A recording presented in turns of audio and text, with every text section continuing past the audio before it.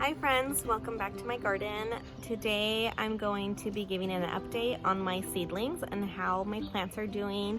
I'm excited because these I grew from seed. For the first time I'm growing these types of flowers.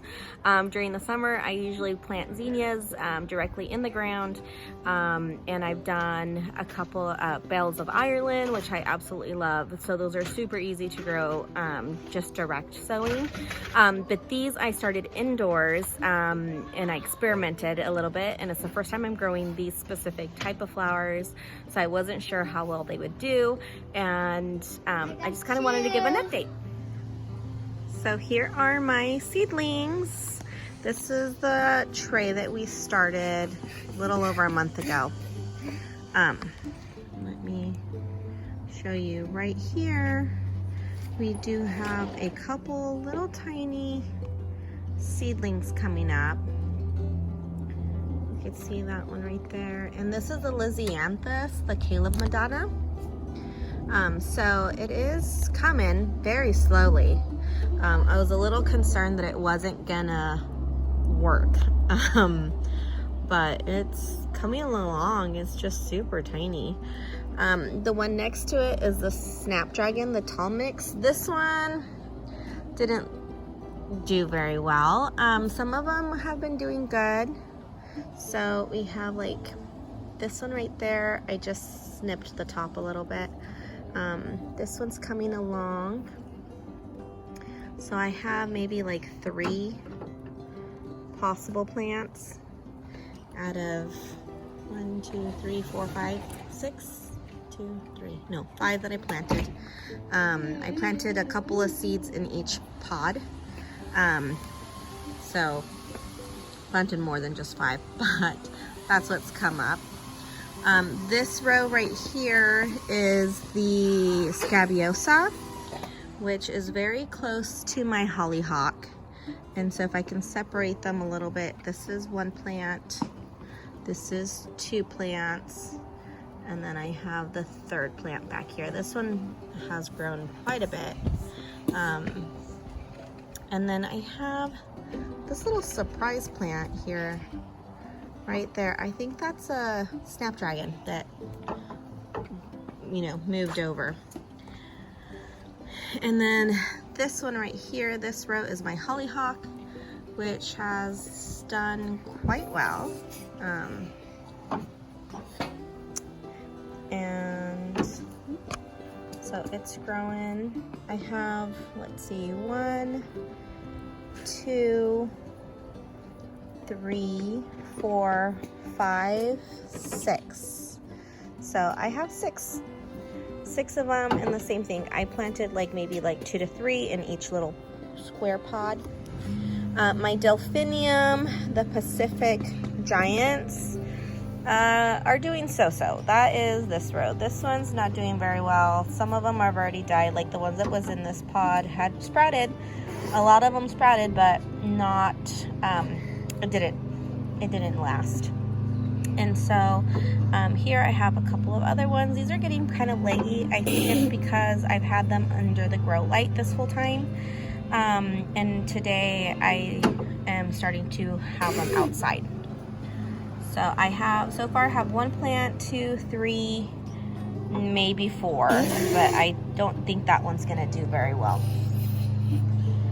And then here I have my celosia. My celosia started off really well. I think I should plant that one separate away from these, because that one came up at first, but then it kind of, I think it got too much water or something, and then it just died down. So I have no celosia. And then here is my daisy, my English bells. And this one has done pretty well. So it's growing. It has quite a couple, you know, in each pod. So this one was, I think, a success so far.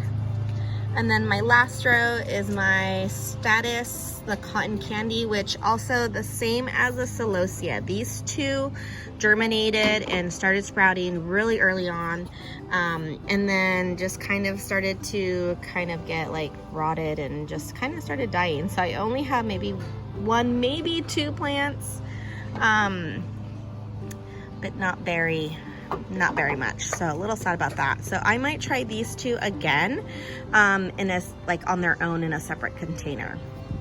So this is using my tray with the grow lights. And then I also had my on a budget seed growing, which I did the California poppies here. So I just used a strawberry container and I just threw random seeds in there and see what sprouted. So this has done pretty well. Just had to be careful because it was starting to get kind of mold on it.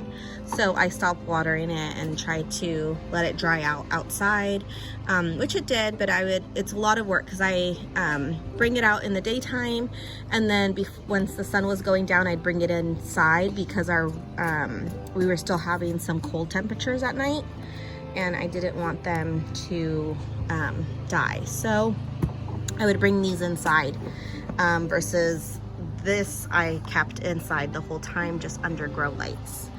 And then I used also an egg carton, and then I also had some... There's a mark around my nose. Oh no. Some poppies here, in these two sections, and then back here I have my straw flower. I had too much, yeah, and I spilled a little bit. I know, you're so too much. I know. Can't be drinking too much water. And so I have my straw flower, the Swiss Giant blend, and so I got a couple of those coming. These are doing a lot better than this one back here. So I at least got a couple plants and then a couple of poppies. And this is the Pandora and the poppy, the peony poppy, which I was really looking forward to, but I think I only got maybe like 3, so probably 3 of each. And then here I just recently planted this one, which is one started to grow, and this is a white sage. So one is sprouted, and then over here I did yellow bush lupine, which I've gotten nothing. Mommy. So these were my on a budget flower seeds, which I encourage to do if you are just trying out seeds, just to see if you could grow any, if any of these will take. I think it's a great way to start. Now, if you feel like you will be dedicated at growing seeds, then getting some seed trays I think would work really well with like a heating pad. I did use a heating pad on this for the first 2-3 weeks, and then I turned it off because I found that's why my Status and my Celosia were starting to die off, because I think they were getting too much heat, and they had the grow light on. So now that they have been growing, I feel like it is time that they be, outside and in the elements because of the wind, and I want to make sure that they grow nice strong stems, so I want the wind to be hitting them, so that they get thicker. And so I'm going to be leaving both of these outside now and just water as needed, and we'll see how they do. One thing to keep in mind when you are what's called hardening your seedlings, which means that you are putting them outside in the elements, the correct way to do it is that you want to leave them outside for little moments of time. So maybe like the first day you put them out for an hour and then bring it back in, and then the following day you do like 2 hours, and you slowly make them harden off. And there are some that might die like this, because they just can't handle it. But the idea is to slowly, gradually introduce them to the outdoors. So, last thing I wanted to show is I got a few what's called pussy willows. These were supposed to be, I thought were a pink color, but they're not. They seem to be white. But if you get a hold of some, if you see some on the side of the road, all you have to do is just cut them about a pencil thickness and put them in water and they will sprout. So this I did maybe like 2 weeks ago, 3 tops. And I've been changing the water, so every cup, like maybe twice a week, I do change the water.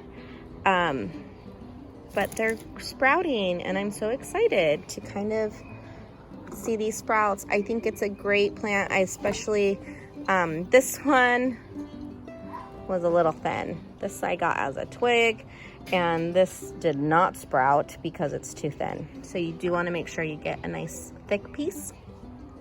But it's just so pretty and fluffy, and it looks great in a vase. I got socks, Mom. Oh, thank you. Yeah, put it on So now. these are all, I have 4 of them, Mom, and they're let's all put them sprouting. on.